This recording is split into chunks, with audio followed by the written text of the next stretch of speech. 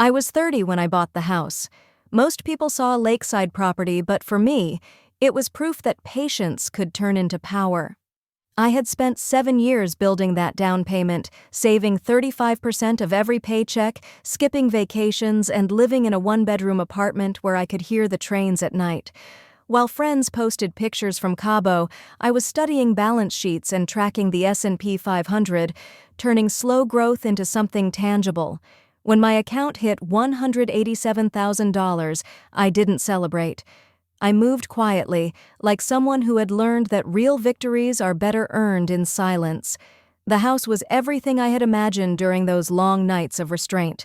White stone covered in ivy, a wide porch that faced the lake, sunlight stretching across hardwood floors like a promise. $935,000 sounded absurd once, but now it was a line item, a calculated move. The mortgage broker called it impressive. I called it overdue. I didn't tell anyone. Not my parents, not my brother, not even the coworker who always asked how I managed my portfolio. My family had a habit of turning my achievements into group discussions about luck. Every compliment carried an invisible condition. I wanted one thing that wasn't diluted by their opinions. So I signed the closing papers in silence, shook hands with the agent, and drove home with the keys in my pocket, feeling the cool metal press against my skin like a secret oath. That night, I stood on the empty front porch, the lake shimmering in the distance, and listened to the quiet. It wasn't peace exactly. It was something heavier, something earned. I thought of every dollar saved, every judgment ignored, and understood this house wasn't a prize. It was a boundary, a declaration carved in wood and stone that I no longer needed permission to own my life. It was a Friday night when my phone buzzed. I was finishing a late report, the kind that kept me grounded, when the call came from my new neighbor on Lakeshore Drive. He sounded uneasy, saying he noticed lights on in my house, movement through the front windows. My stomach tightened. I hadn't given anyone the keys. I hadn't even moved in yet. The words echoed in my head as I opened the app for my home security system, a $3,000 investment in privacy that suddenly felt like my last line of defense.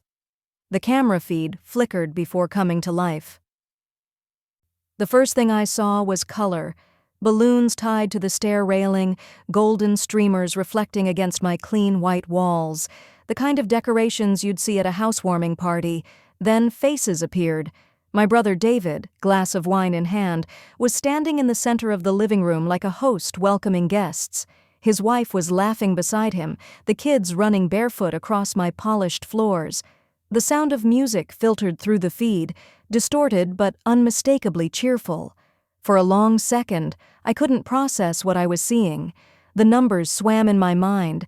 $935,000, 7 years of saving, one signature that finally made it mine. It didn't look like ownership now. It looked like theft wrapped in celebration. My fingers hovered over the screen, tracing the image of my sister-in-law raising a toast beneath the chandelier I had picked from a catalog.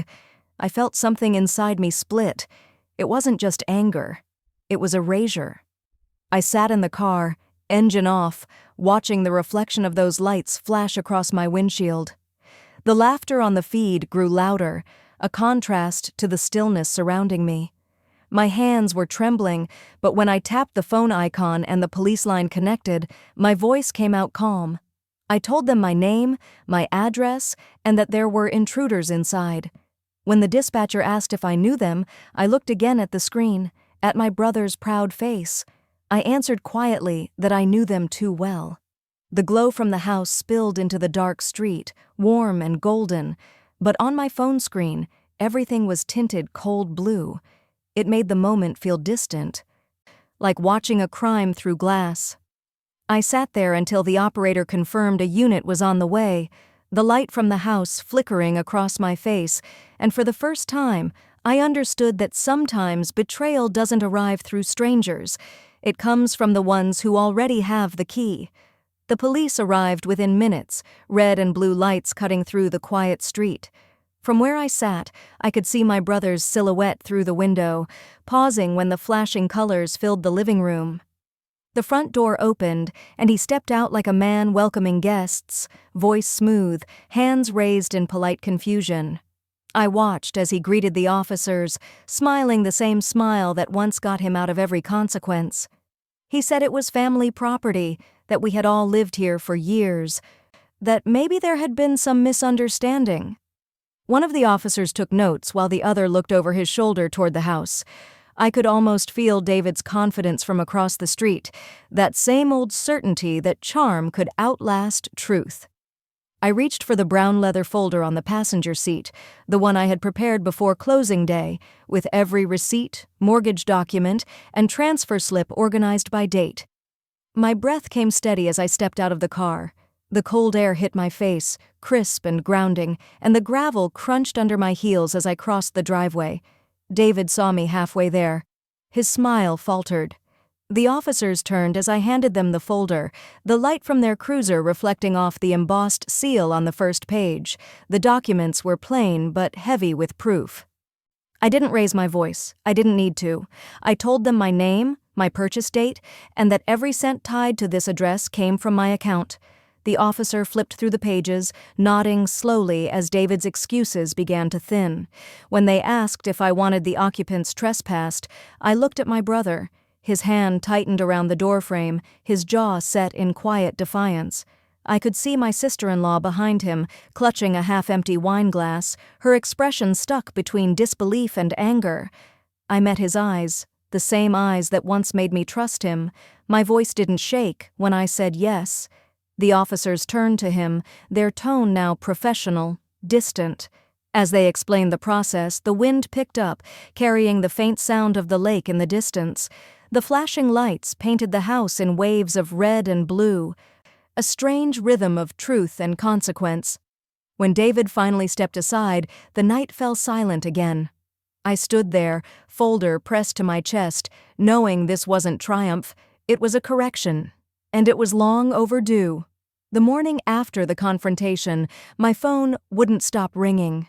The caller ID flashed my parents' number again and again until I finally picked up. My mother's voice came first, sharp with disbelief, asking how I could humiliate my brother like that in front of the neighbors. My father joined in, saying I could have handled it privately, that calling the police was excessive. They spoke as if the house were an inconvenience I had caused, not something I had earned. I let them talk until their words turned into static. When I hung up, the silence in the room felt heavier than before. A few hours later, the messages started coming in. My sister-in-law filled the screen with long paragraphs about how the kids cried all night, how they were scared of the flashing lights, how I had gone too far. Every sentence was a different kind of guilt wrapped in family language. I read them all once, then deleted the thread. There was no point arguing with someone who confused consequence with cruelty. The ache in my chest wasn't anger anymore. It was clarity. I turned on the security footage again. The cameras had captured everything. David raising his glass, the kids running through the halls, the laughter spilling across floors I hadn't even walked yet. I saved each clip, labeling them by time and date, as evidence in case the story started to twist. I opened my laptop and began searching for real estate attorneys in Chicago. The first consultation was $2,500 up front, $400 per hour after that. I clicked confirm without hesitation. It felt like buying a shield. That night, I sat at the kitchen table surrounded by papers, bank statements, mortgage agreements, screenshots, all neatly stacked. The anger had cooled into something more deliberate. Justice, I realized, wasn't loud. It moved in documents, deadlines, and fees. It wasn't about revenge, it was about order. I understood then that truth came with invoices, and dignity had a price tag. I leaned back in my chair, eyes on the folder resting under the lamplight. The weight of it was both exhausting and reassuring. My family could twist the story, they could cry and plead, but the numbers would not change. The house was mine, and so was the cost of defending it. Justice was never free, but for the first time in years I was ready to pay. Filing the restraining order felt less like a choice and more like a line I had to draw. The officer at the precinct sat behind a gray desk, tapping the keys as I explained what happened. I told him about the break-in, the party, the messages that followed, and how my brother refused to let it end. He listened quietly, typing with the slow rhythm of someone used to stories that started with family and ended with fear. When he finally looked up, he asked if I wanted to make it official. I nodded before my doubt could answer for me. He handed me the paperwork, and I filled in every blank space with steady handwriting. My name, my address, the dates, the incidents, each line felt like a wall being built, one sentence at a time. I wasn't angry as I wrote. I was precise. It was the same focus I used to balance budgets or close deals, only this time the numbers were replaced by facts that could no longer be twisted. When he stamped the papers, the sound echoed through the small room. It was heavier than I expected. Outside, the sunlight caught me by surprise. It wasn't soft or comforting. It was sharp, bright, and clean. The kind of light that cuts through dust. I stood there for a moment, holding the folder against my chest, and realized I had crossed into something new. For the first time, I wasn't protecting just the house. I was protecting the peace inside it. Fear had been replaced by focus. Survival had turned into clarity. I took a breath, steady and full, and walked toward the parking lot, knowing that the boundary was no longer invisible. It was written, signed, and sealed in ink. The first post appeared 2 days after the restraining order was filed. David uploaded a photo of his family squeezed together on a worn couch, the caption written to sound noble. Some people hoard wealth while their own blood struggles. The comments came fast. Cousins I hadn't heard from in years praised his generosity. Old friends from our hometown called me heartless. Each line built a version of me that didn't exist, one where ambition was cruelty and ownership was greed. I didn't respond. I opened a new folder on my desktop and named it Evidence. Every photo, every comment, every lie was saved and time-stamped. I printed the captions, highlighted the false claims, and filed them in order. Watching him perform for sympathy was strange. It wasn't rage I felt anymore. It was a distance. I had learned that silence unsettles people who depend on reaction. In the evenings, I would scroll through the posts once, not out of obsession, but discipline. I studied the pattern, the way modern betrayal spreads like smoke through digital rooms. There were no locks for this kind of invasion, only patience. Truth doesn't trend quickly. It moves like water under stone, wearing down what doesn't belong. I didn't need to convince anyone anymore. I only needed to stay consistent. Lies crumble on their own weight, and his would too. I closed the browser, turned off my phone, and let the quiet return. The knock came on a Saturday afternoon, sharp and deliberate. Through the peephole, I saw all of them standing in a neat row like a family portrait. My parents in front, my brother and his wife behind them, faces rehearsed, expressions carefully arranged to look calm. I opened the door but didn't step aside. My phone rested on the entry table, recording every word. The air smelled of rain and cut grass, and for a moment, the house felt like it was holding its breath. My mother started first, her voice soft, using the tone that always came before a request. She said they wanted to talk, that things had gone too far, that we needed to make it right. My father added that fairness was all they were asking for.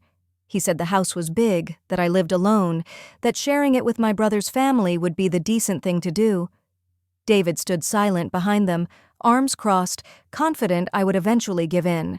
I let them speak. Every sentence felt like a loop from the past, the same rhythm of guilt dressed as reason. When they paused, I said the only thing that came naturally. Fairness is not dividing what someone else earned. Fairness is not theft with better manners. My mother's face tightened, and my father cleared his throat. He reminded me of family duty, of the importance of unity, of how appearances matter in a neighborhood like this. I reminded him that unity without respect is just control wearing family clothes. David finally stepped forward, voice low, smile fading. He said I was being selfish, that no one would stand by me after this. I felt the words land, but they didn't sting. I told him then, if standing alone means keeping my peace, then alone is exactly what I'll be. I could see the realization flicker in his eyes that charm had lost its currency here. The camera light on my phone blinked softly behind me, recording everything in quiet precision. The silence stretched until my father muttered something about not recognizing me anymore. I told him he was right. The person who used to bend was gone. The one standing in front of them had learned the cost of peace and decided it was worth paying. They turned together, first my parents, then my brother, then his wife. Their footsteps faded down the driveway, the sky behind them melting into amber. I watched until they reached the street, until the last shadow slipped into the dusk. The door clicked shut, not in anger, but in finality. The house was mine again, inside and out. The verdict arrived a week later in a plain white envelope. I sat at the kitchen table and read each line carefully, the words sharp and final. The court declared that the property at Lakeshore Drive belonged solely to me. There were no loopholes, no shared claims, no conditions left to argue. It was done. The papers felt cool between my fingers, but what I felt wasn't joy. It was clarity. I placed the ruling beside the old folder that had followed me through every step of this fight. The numbers, signatures, and dates that once felt like armor now felt like closure. The silence inside the house had changed too. It was no longer the kind that reminded me of absence. It was the kind that wrapped itself around peace. For the first time, I didn't need to check the locks or the cameras. The house finally felt like it recognized me. That night, I lit a single candle and set it on the mantel. The flames swayed gently, its reflection dancing across the window like a quiet pulse. I thought about everything this house had witnessed. The invasion, the proof, the words that drew lines no one could cross again. Peace built on truth doesn't need witnesses. It needs courage. I watched the candle burn steadily against the dark, and in that moment, I understood that solitude was not emptiness. It was ownership of my own light.